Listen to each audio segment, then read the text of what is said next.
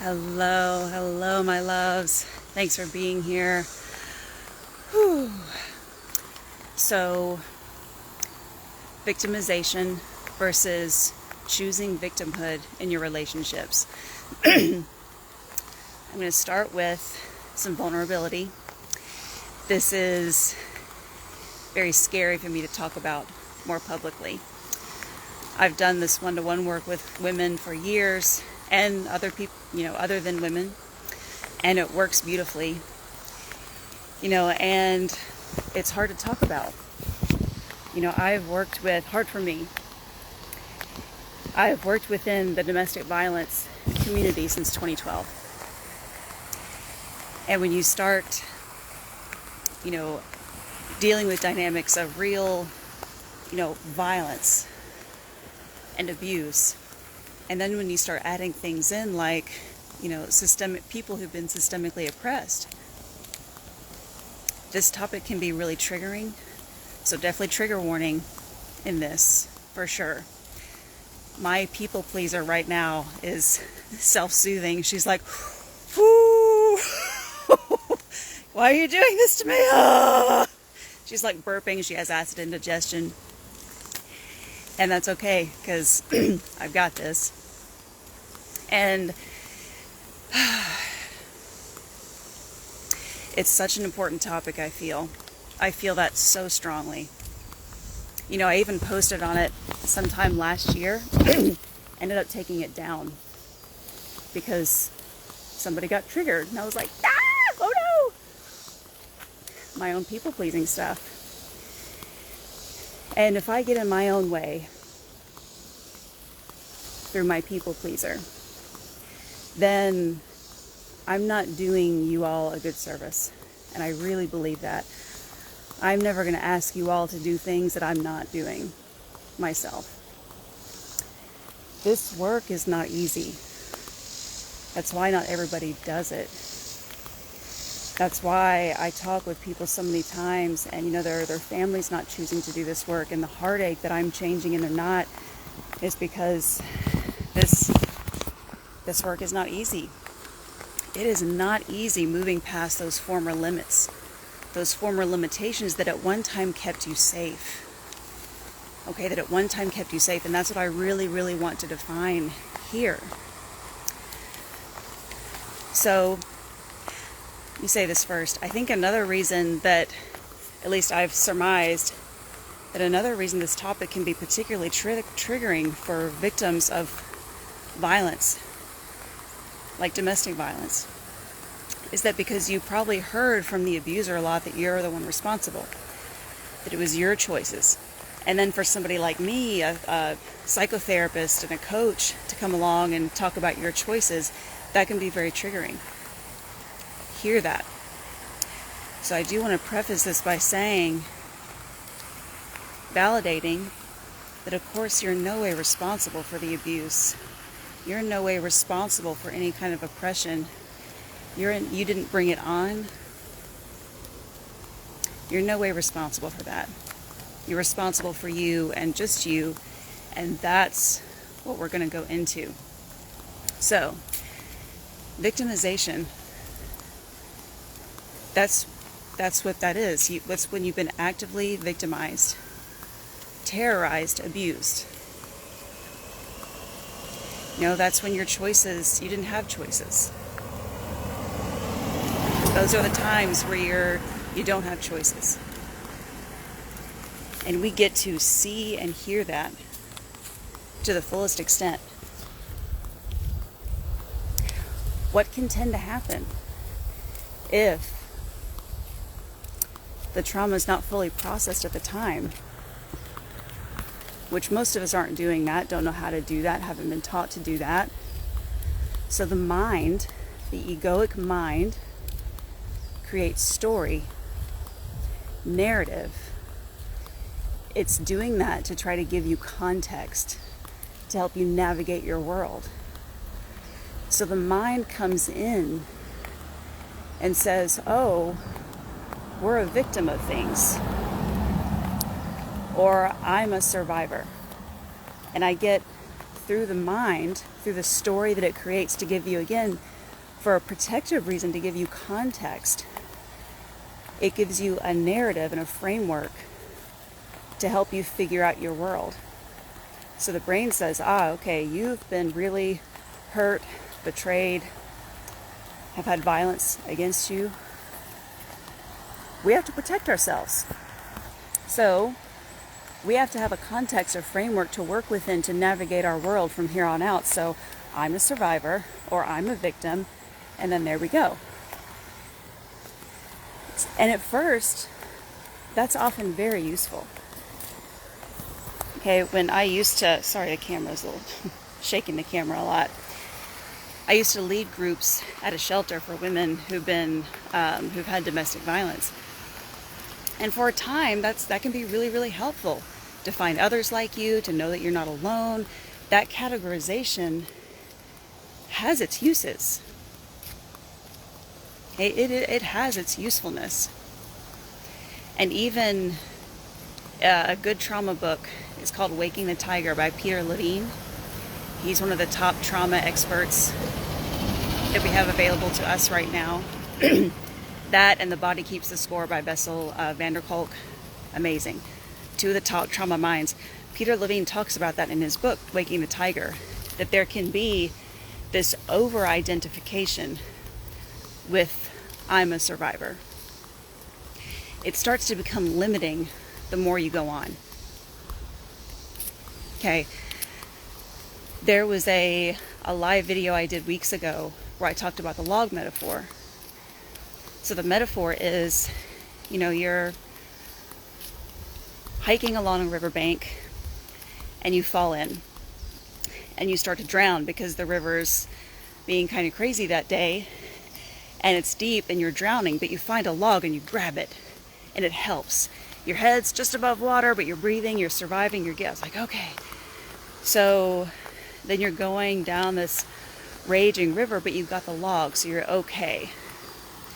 Down waterfalls, down this, down that, you're still okay, you got the log, it's cool, until you come into, finally, a pool, a gentle pool of water. And you see people at the other end, like, waving you in, like, it's okay, you're safe now. And you're trying to swim over there with the log, but you can't because the log is now too heavy for that. So now the log is a limit. What did save your life at one point has now become a limit. And that's exactly how I see this. There's especially if I work with complex trauma, which means there's a pattern of the trauma happening, right? So, and then if the mind captures that and says you're a victim, okay, you travel through life, maybe that still helps you at some points, helps you protect yourself. Because that kind of mentality is protective in nature. The mind is so strong in these unconscious beliefs.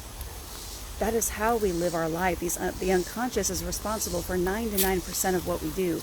So we will, with that belief still intact, we will keep recreating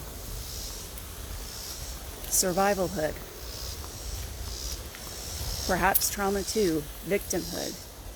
Because we have that belief intact, it's still running in your unconscious. And then it outwears its usefulness after a while.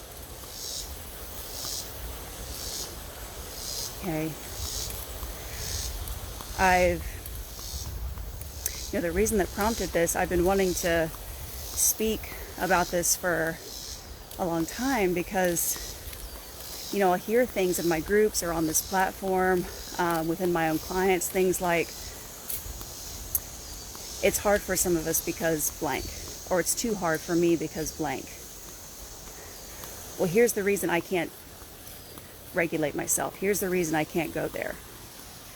You start to give reasons of why.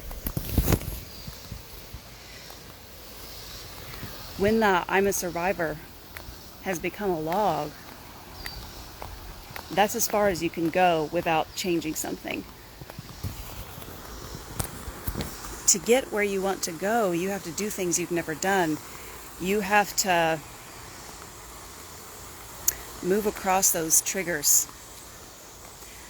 When you're triggered, I talked about that this morning in our Emerging Mondays. It's an electric fence warning you, hey, you've never gone beyond this point. You've never gone beyond this point. Are you sure? Thank you, love. Are you sure? The mind doesn't know what's beyond that. So it's terrified for you. And especially if you've gone way further than you've never gone and you're about to break another limit, your mind is going to try very hard. I've even heard things like, when I challenge somebody, oh, would you say that to this person? Smoke and mirrors. It's something to hide behind. It does not feel good to be triggered and challenged. It never will. Why I'm having this live video, and it will be posted later this afternoon, is because my commitment is to hold you in your absolute highest regard. If you choose to stay in one place, more protected, that's not a wrong choice.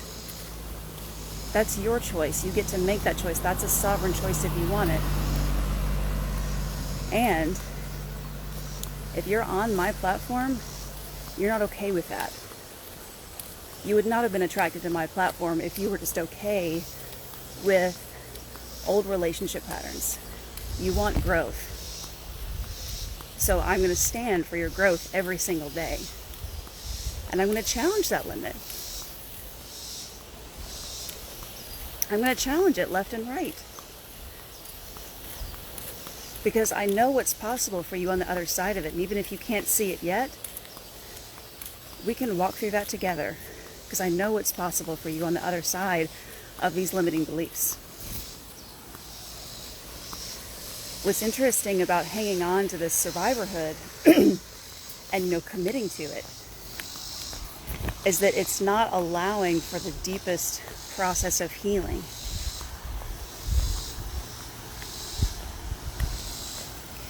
Because the mind knows when you start to really release these emotions in a real way, the stories, the old protective stories start to break away. So your mind is going to do whatever it can to avoid that. So you will fight your therapist, your coach, whoever it is, somebody on a platform, so you can stay in your victimhood. I don't judge that. We've all been there. I've been there. I've given my therapist I used to work with all kinds of ways why I couldn't do it. But rightfully, she saw what was possible for me and was challenging my limits. I have hated every coach I've had. Every good coach or therapist I've hated. At times, it was not about them. Of course, it was never about them. It was about them seeing what was possible for me on the other side, holding me in my highest regard. You all, if I don't challenge you, I'm holding you low. I'm basically sending the message, you can't ever get better, so I'm just going to coddle you. Hey, coddling is not the same as seeing and hearing. In fact, when you start to break through victimhood, that's when I and we get to hear you more clearly. I've walked with women who've been battered and beaten, and who are black, and who are queer, and who have all those things all wrapped in one bundle, seen them do this work.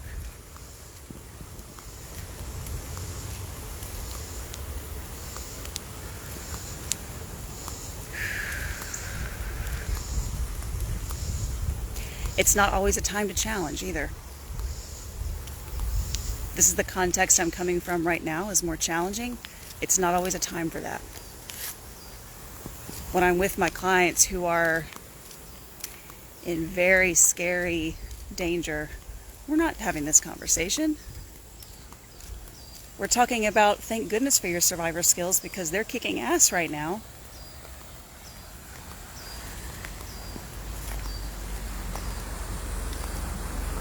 Anybody in real danger, we're not having this conversation. There's a time and there's a place. And that difference, if this is triggering to you, amazing. There's always something there for you. Then you get to discern for yourself. What is there for you in that trigger? What's available to you on the other side of that trigger? How's this landing? How's this resonating? I'm, of course, open for questions, insights, comments. What shows up for you? Just take a breath here. Because I need one too, because my people pleaser is like about to have a stroke. She's like, oh my God. Killing me. You're killing me.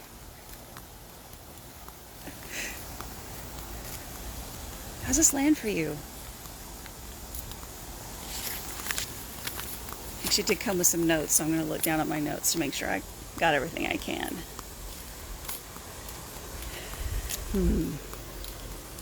There's some women too, or it can be anybody, not just women, but who have fallen on the other side of this. You know, of taking all the responsibility and doing too much work. Sounds weird, but not giving room for like, hey, you've had bad shit happen to you. Why don't we slow down? And like, yes, it is okay to acknowledge it. Each one is a shield in some way. My main message for you right here is to invite you to be challenged, to look within if you've ever unknowingly are now using your trauma as a shield. As a shield. To not go further. Because if the limiting belief is there that I'm a survivor, there's not, the nervous system can only do one or the other at that one given point. So we need to create space for the unconscious mind to learn, no, I can thrive now. I can thrive now. It's hanging on to that belief because it still feels like it needs to.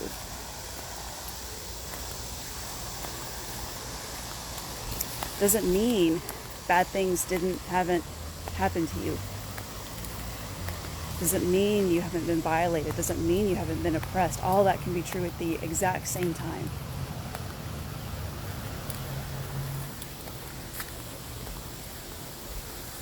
But you just get to challenge and know and trust yourself.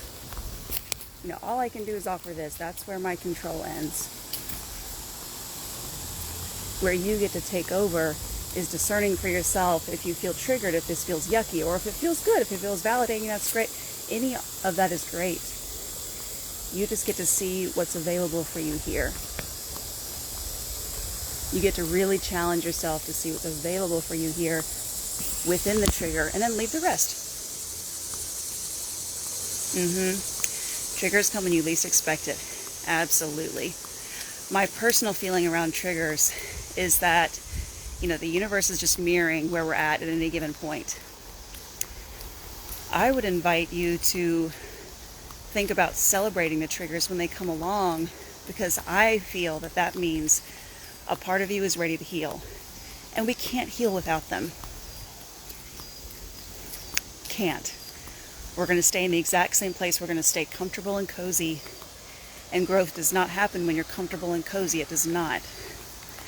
So even though my people pleaser has a stroke, every time I challenge one of my one-on-one clients, every time they hate me, because they hate me sometimes, and then they love me when they start to grow.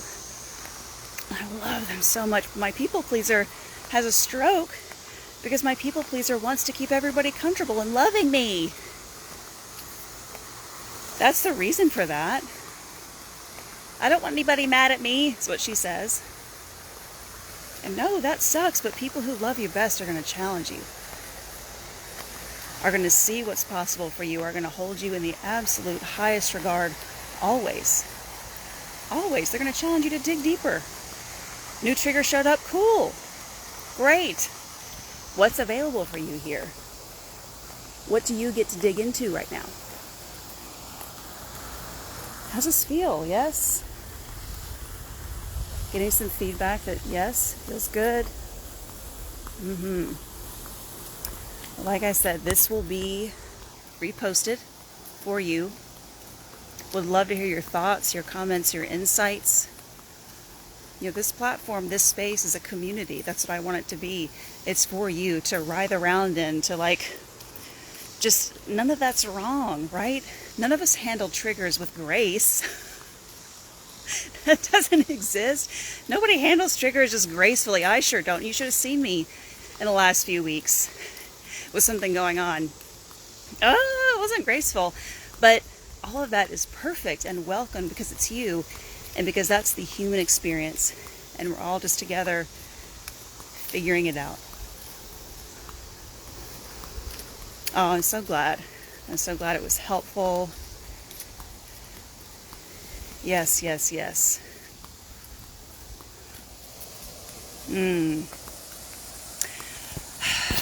Well, like I said, this will be posted in the replay on my feed, so you can access it anytime. Let me know your thoughts. Let me know if something shows up later. You can put it in the comments. I would love that, so we can all see you and support you. Okay.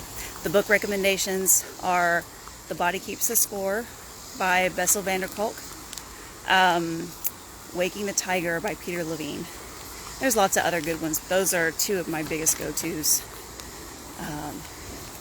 Really, really, really, really, really good stuff. This is complex, you all. This is not a one-size-fits-all. It's complex stuff. But I love how you're showing up, and you can't do this wrong. So glad it's on time. Always, right? I had a fire in me yesterday. It said, has to be today. It has to be today. Absolutely has to be today that I have to say this. My people pleaser was like, but next week feels better. Oh my gosh. Good. I love you all so much. You're amazing. I really love you. Thank you for being here.